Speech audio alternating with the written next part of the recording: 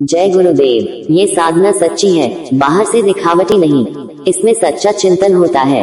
एक दफे भजन में सब भूल जाओ इस संसार को तो काम तुम्हारा बन जाए।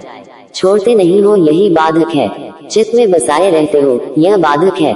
जब आंख बंद करो तो संसार को भूल जाओ। ये सोचकर आंख बंद करके बैठो कि हम संसार से मर गए, हमारे न रहने पर भी तो कोई न कोई करेगा। अब तुम बाकी सब छोड़ो और भजन करो। सूरत शब्द की कमाई करनी चाहिए और जितना भी काम है तुम ताक पर रख दो। इस लक्ष्य की प्राप्ति के लिए पहले भजन करो, फिर दुनिया के और काम। तुम व्यर्थ की चिंता करते हो, चिंता करो भजन की। परमात्मा की वाणी को, कलमा को एकांत में बैठकर सुनो। घाट पर बैठकर सुनने की मेहनत करो। एक तरफा होकर जब भजन पर बैठता है तो बाहर का पर्दा टूटता है।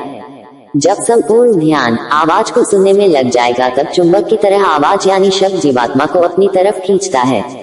संसार को भूल जाओ कि संसार भी कोई चीज है। चित्त से कोई चिंतन नहीं करना यानी किसी तरफ ख्याल न जाए। ये सोचकर आंख बंद करके बैठो कि हम संसार से मर गए। साधक को बहुत गूढ़ता से और एकाग्र होकर धुन को सुनना चाहिए और उसमें लय होना चाहिए। ध्यान के वक्त में हर तरह का चिंतन समाप्त करना चाहिए। इधर से सब भूल जा और शब्द में लय हो जा।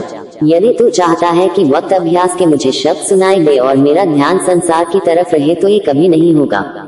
तुम्हारी उधर जाने की कोई इच्छा और तमन्ना तो है नहीं और इधर फैसले की है तो आपको इसमें क्या मिलेगा और क्या मिला।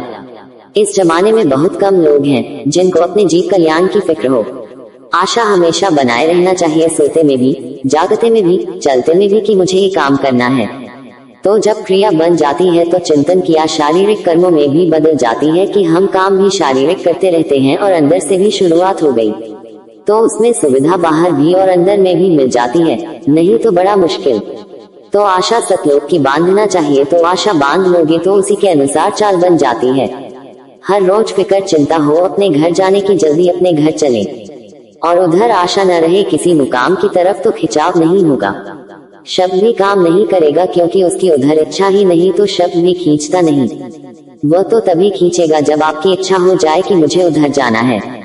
रास्ते में सब धनियों का ध्यान इसलिए करना है कि उनके लोक में कोई बाधा खड़ी न हो और वह भी अपने अपने लोक में दया करे तो वह भी खुश रहते हैं।